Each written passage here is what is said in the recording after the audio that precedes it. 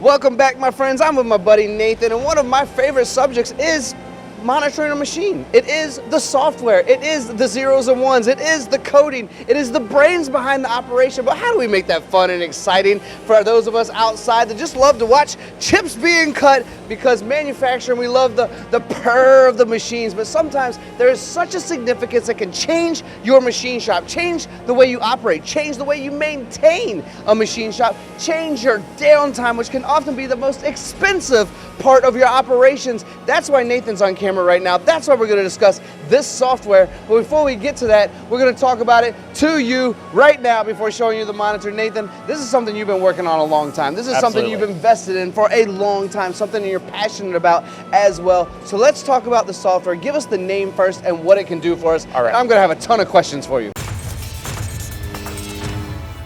Okay, so the software is called OnTakt. So it is play on words. We are on our tack time, and it makes us happy. So you can find it at OnTakt.com, OnTakt.io, OnTakt.live. But yeah, that's and it makes us happy. And it makes us happy. And what can it do for us that makes us so happy? Okay, I'm not gonna lie. At first, when you roll out something like machine monitoring software, which is what it started as, it's pretty unnerving. A little upsetting, a little frustrating, because what people are going to see is their shops are running at a good shop tends to end up registering like in the 20 to 30% utilization range on a 24/7 schedule. I've seen it over and over and over again. I've deployed a lot of systems like this. I love all of them. I believe in it as a concept. A rising tide floats all ships. But ours is by far the best. We have to smile when we say, by far ours is the best, and it makes you smile, and I get that. So what we're doing is we are watching every machine in the shop, and okay, when a program is loaded and it starts running, it's gonna put up a target line. As it's manufacturing, we're gonna be watching those parts coming off, and we're gonna see if we're operating to target. And my target line is what we expect to create? Right. Okay. Yep. So I get to see from a distance, are my machines running? Are they proceeding on a pace to get their job done for the day? Okay. And that's, in a nutshell, it. But then there are layers and layers and layers. Biggest onion we've ever seen, I think, when it comes to machine shop operations. Yeah, so, not a lot of people here, a lot of smart people here, and we don't like to create panic. So just watching to see if a machine is running, not running, held, not running, that is panic inducing. It doesn't tell somebody what to do.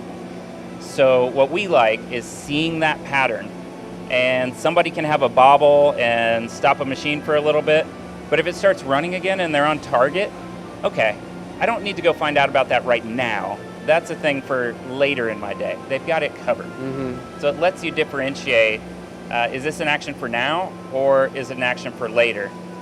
And get a sense of where things are going.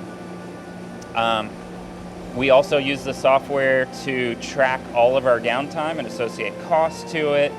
We also use it to track all of our tooling across the shop and across all of these different tool management systems that these different machine controls have.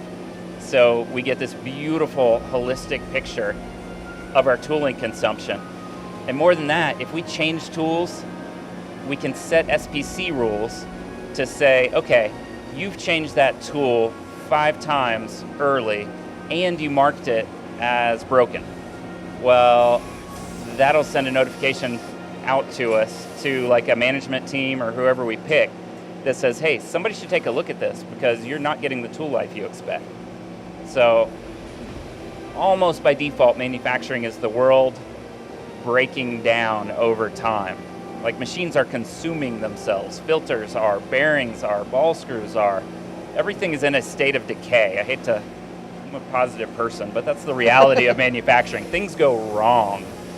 So to have a system and a software that's holding the line for us, that is letting us know when those things are starting to get out of line and notify us so we can take action, that's, you can't pay enough to have that type of thing helping you on the backside. At time, I've realized, is the most expensive commodity we all have, right? It's something we're trying to utilize to the best of our ability. I have a twofold question for you, because you mentioned truly understanding these machines and being able to kind of pinpoint issues that you might have. And any of us can look out of our office window and go, okay, I have a green light, okay, I have a red light. Anyone can do that. Right. Machine monitoring, that shouldn't be the only thing it gives us, right? Right. Because what we're also realizing across the board is a lot of us are looking for skilled labor. We need people. So what happens is we have 1, 2, 3 skilled people for a big machine shop, right, and they're all running from machine to machine.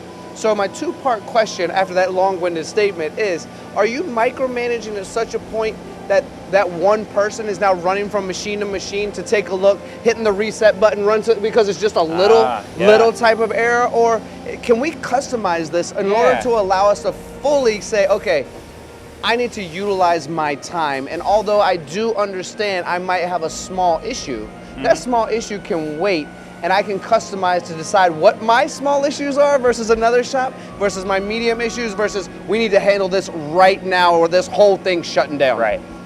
That's a great question. So I'm going to back up just a little bit, because you mentioned a system that we have that will calm things down and stop them. And I realized I am remiss, I haven't named that system since we've been talking. So we call it Preflight, which we have trademarked. And it is basically a system where when the machines are running, they will stop the machine in a safe state that is easy to recover from when any one of a number of conditions happens. So the idea here is, like you said, we're running a shop with a lot of machines and not a lot of people, and it's harder and harder to find really skilled people. So how do I best use them? So with Preflight, instead of machines collapsing on themselves when a process goes wrong and making it a recovery event, we try and stop those in advance in a nice, casual way. Just the machine will go to a state of rest and peacefulness. It will notify us that, hey, something went wrong, it's okay, I'm gonna stop for now, here's what went wrong, and come take care of me when you can, and then just hit the reset button, or cycle start. So it's a different way of operating, so we can bring in good people when we need them. We reward and grow our skilled people, but we all know there's a reality. There are not as many skilled people as any of us need to run the way we had been running. So our system lets us do things like that. If there's a quality issue and a machine should stop, our quality manager can actually just reach in and put a machine on hold, and that machine will, it won't stop right then. It's not like reaching in and e-stopping it, but it will tell the machine, hey, somebody's got an issue, and it'll label it up there. It'll be like, hey, Tim doesn't want this to run anymore until he has a chance to walk over and check it out, and the machine will not start its next part. So if Tim realizes, oh, that was a mistake, I used the wrong instrument to measure this, I'm just going to undo that hold. Somebody can walk out, hit cycle start, easy peasy. Do you have a Tim in this factory? We do, yeah. We do have it. So there is an actual Tim that you're talking about. Yeah. We All love right. Tim. I want to ask you a question, and it goes back to your original statement even before. And in just a minute, I'm going to ask you, pretty much, prove it, right? Show me. You got it? Show me. I want to see it as well. Yeah. But I want to go back to numbers. Would you say that most of us in machine shops are in the business of making money?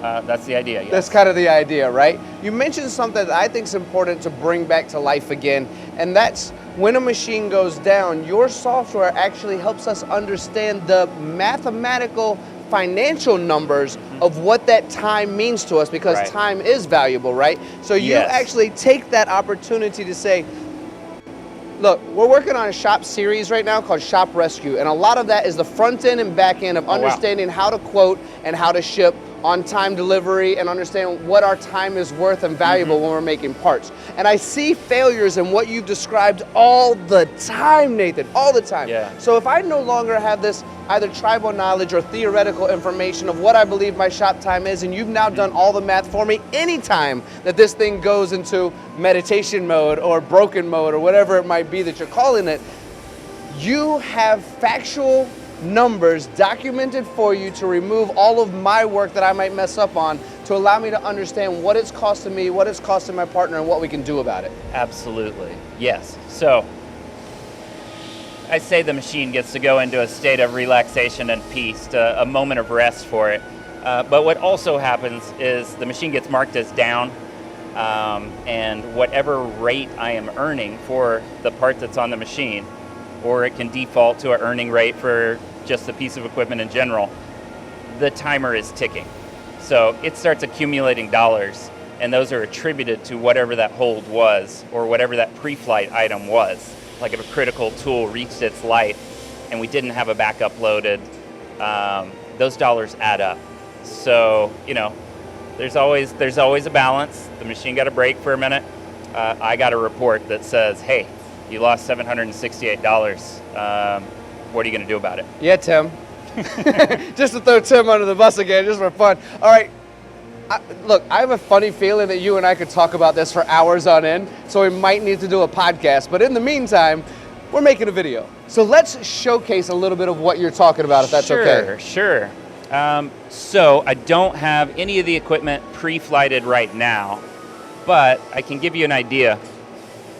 If I wanted to stop this machine, and I could be on my phone, I could be in my office, quality manager could be in their office. If I go to hold the machine, I'm just gonna put test here. So now the machine is held.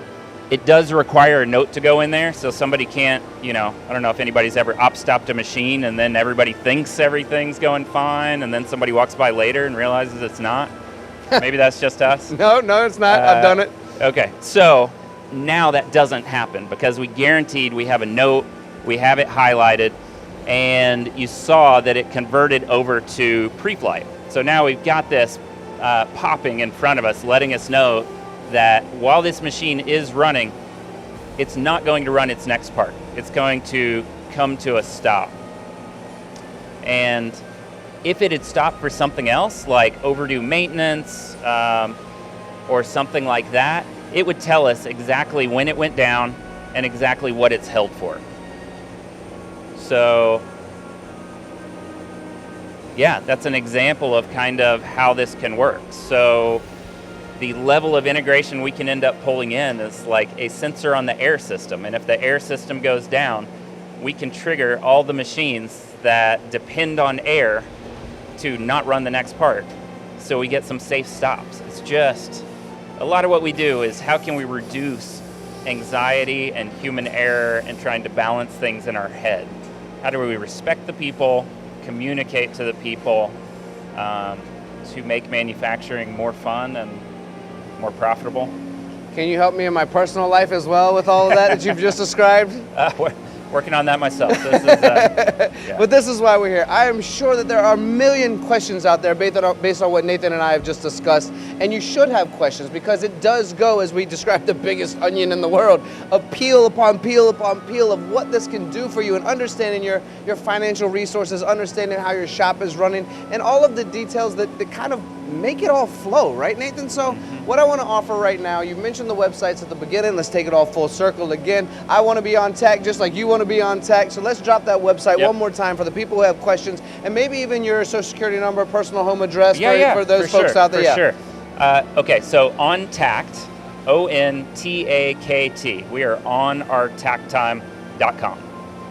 It's that easy. That easy. OnYourTackTime.com, learn more. Wolfram, this is my buddy Nathan. I hope this has been helpful. We honestly could talk for another hour, I think, just on this subject. We've condensed it into a small package to hopefully make you want to learn more, help you understand how it can help, but be inquisitive enough to go to that website, reach out to Nathan, learn more about that, because as he said at the beginning of this, we've seen a lot out there, but you're the best?